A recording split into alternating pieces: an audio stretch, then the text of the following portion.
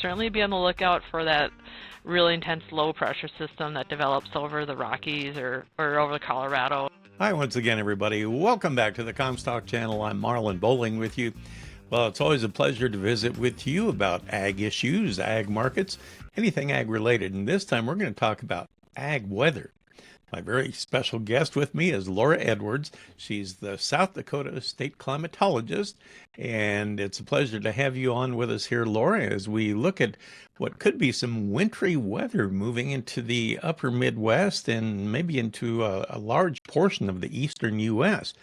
This is all set to kind of descend on the area maybe over the Thanksgiving holiday. Just wondered if you could give us a timeline as to when it's all going to happen and what's going to be involved here. Yeah, thank you, Marlon. Great to be on the show again. Great to see you and visit with you again. And you're right, we're in for a pretty good dose of winter this week as we approach the Thanksgiving holiday, with temperatures colder than average for this time of year and some precipitation expected, at least in the next few days, especially with the Great Lakes being as warm as they are. Last report I heard was they are near record warm for this time of year. And so now with this very cold air coming across, the opportunity for lake-enhanced snow is really high, and we've seen that in the outlook. I know as of midday today on Monday, we see some winter weather advisories and storm watches being posted up in that area. But cold temperatures are expected to dip down, to sub-freezing temperatures all the way down to southern Missouri this week and the next couple of days. As we look at Thanksgiving, the actual day of Thanksgiving, we see highs, just in the 30s across Iowa and northern Illinois, for example. So really getting a little bit cold there. I know up here in the northern Great Plains last week already we had some wind chills of near zero with some very high winds. So cold temperatures really are the story here. We're going to see this cold air kind of hang around with us for a while into early December.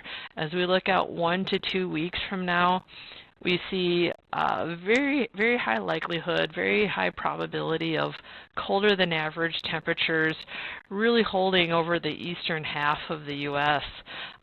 Into that first week of December.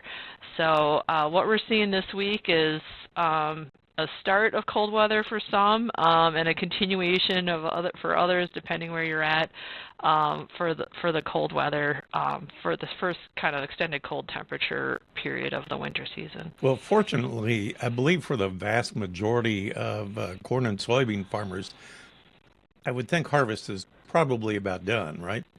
In most areas. Is that the case where you are too? Yeah, and with a very dry fall, soybeans came out very quick in South Dakota.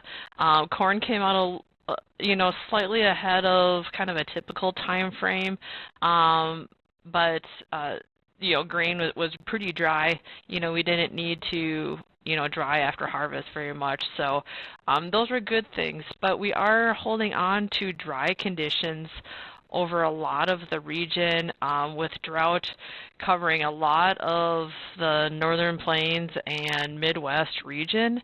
And so I think that's one story that we're thinking about as we go into this winter season, especially on the pasture range forage side of things.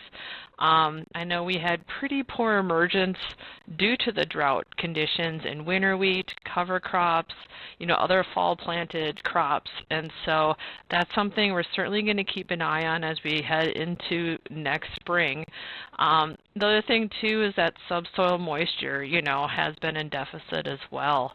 That also contributes to forage and pasture grass production next year.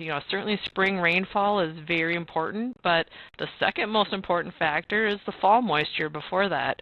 And so we are going to rely much more heavily on spring rainfall to really get a maximum growth for our range and grasslands next year. Now, I have heard from some folks out there in the plains that they say they got plenty of moisture this fall to bring the wheat up, and they're totally happy with the stand. I've heard other areas say it's so dry that they can't get the wheat to come up. What do you hear from the contacts that you've had around the plains, not just in the northern plains, but further south too? Yeah, Kansas had a very wet end of the fall season for sure, and I think they have some areas that ended with some very wet October to November time periods. And so, yeah, I think you're right, in more in the central plains area, they had a little more rain, but up in the northern plains, still pretty dry, and warmth also across the northern plains. So yeah, you're right. There's a fair bit of variability across the country from north to south as you look at that winter wheat growing area. Oklahoma, too, I believe, has improved their drought condition quite a bit here in the fall season, and so I don't know if it's too little, too late on that side of things, but certainly they've benefited from some recent rainfall as well. Well, I know you grow a fair amount of winter wheat in South Dakota. How are they situated there in your state? Did they get enough growth on it to be happy? Or do you think the seedlings are going to be struggling here? Yeah, I think in the winter wheat growing areas, there was poor emergence to start with. There just really isn't much green out there. And just casually visiting, kind of what I know anecdotally, there are a fair bit of folks that didn't plant at all just because it was so dry, and they're going to plan B for the spring and maybe doing something else. So, yeah, it was a pretty tough fall here as far as some of those fall planted crops. Well, now this winter weather that's going to be descending into the eastern half of the country over the next week or two, is that a function of where we are in the El Niño La Niña cycle? And maybe you can explain that, where we are in that cycle right now. Are we neutral, or where do we sit? Right now we are in officially neutral conditions as far as El Niño or La Niña goes, which generally means the sea surface temperatures in the Pacific near the equator have been kind of near normal.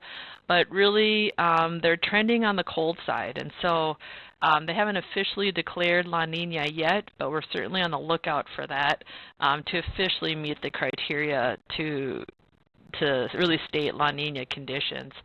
We've been looking ahead at this for quite some time, for a number of months, the swing towards La Niña this fall or winter season.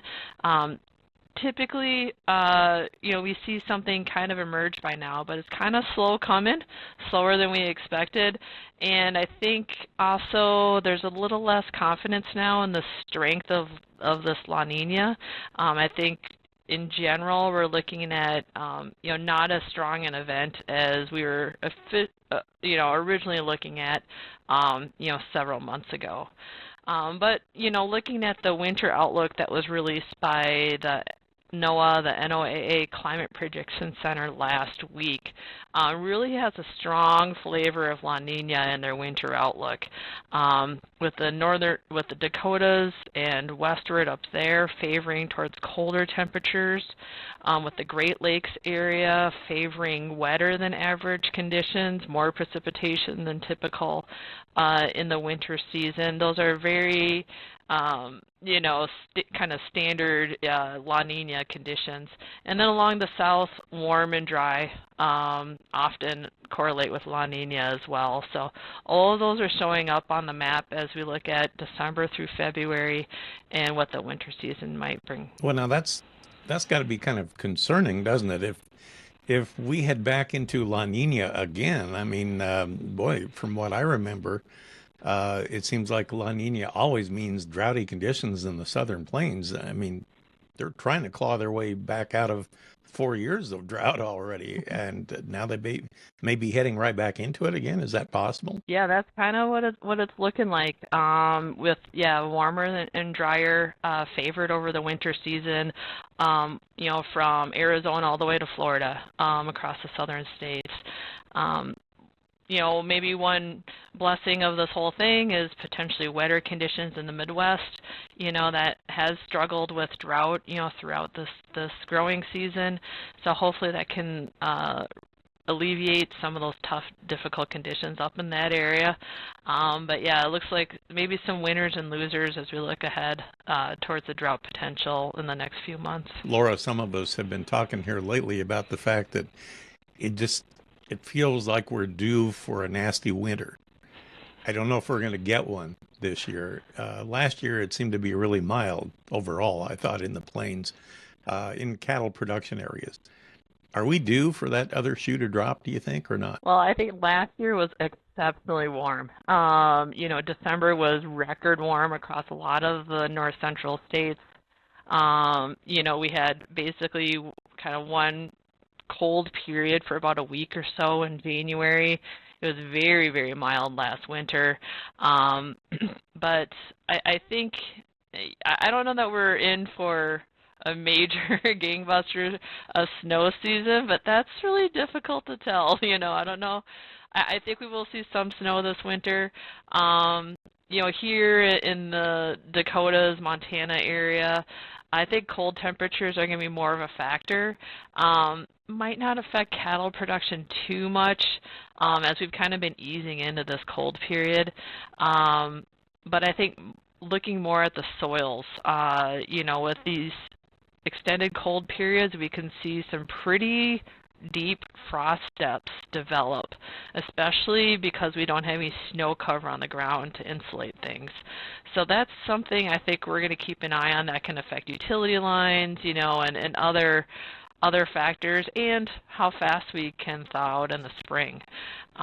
So we don't have snow yet really to speak of, so that might be one of the things to think about. But yeah, I think snowfall is a little bit welcome at this point. I don't think we're going to see a winter like last year again, not back to back. Well, last week we had that episode of two, I guess you'd call them bomb cyclones that came into the Pacific Northwest and brought a lot of, they call it that river of moisture coming in off the Pacific. Really caused flooding issues, landslide issues out there in California and points northward out there. I remember when I lived in the plains, Laura, our biggest fear when it came to a winter storm was if you had a big low that would park over the Four Corners area. And that is when we always called it a snow bomb, would come out onto the plains if the low was over the Four Corners. It seems like right now, at least the way the jet stream is, maybe all that energy is going a little further north this year. Yeah, we kind of had something kind of like that set up for kind of last week. It didn't bring a lot of snow or a lot of precipitation, but yeah, we call it the Colorado low in meteorological terms. Sets up, kind of lee side, the east side of the Rockies, and over Colorado, and then can come up through that central part of the country. And can bring a lot of snow with it. This last week, we had that first initial cold blast come in. Didn't bring as much moisture as we thought it would initially, but it did bring that cold Canadian air down with it. And so, yeah, right now we're kind of seeing the moisture really be dominated by the lake effect snow over the Great Lakes. We've seen some other areas that have had some snowfall, but yeah, I think it's time. We're in late November, almost early December, and I don't think seeing some snow this time of year would be too surprising. But yeah, certainly be on the lookout for that really intense low pressure system that develops over the Rockies or over Colorado, and a lot of times those are big weather makers for us. Well, you can always tell when the college football season starts winding down, it's about time for old man winter to make his move, so we're not too far away. Laura, great to visit with you again. Thank you for outlining everything and how things are set up. And I sure hope you and yours have a great Thanksgiving Day holiday, safe travels, and I hope everybody out there listening takes precautions as well. It sounds like everybody should be ready maybe for some adverse weather if they're traveling this week, right? Yep, that's right. Be ready for extreme cold if you're heading really north, and colder than average most everywhere else, and potentially snow through that Ohio River Valley up to the Great Lakes in the next couple days. All right. Well, thanks for the heads up. All the best to you and yours. Laura Edwards with us from South Dakota. That'll do it for this episode. For producer Brianne Hendrickson, I'm Marlin Bohling, and we'll catch you next time here on the Comstock Channel. Futures trading involves risk. The risk of loss in trading futures and or options is substantial, and each investor and or trader must consider whether this is a suitable investment. Past performance is not indicative of future results.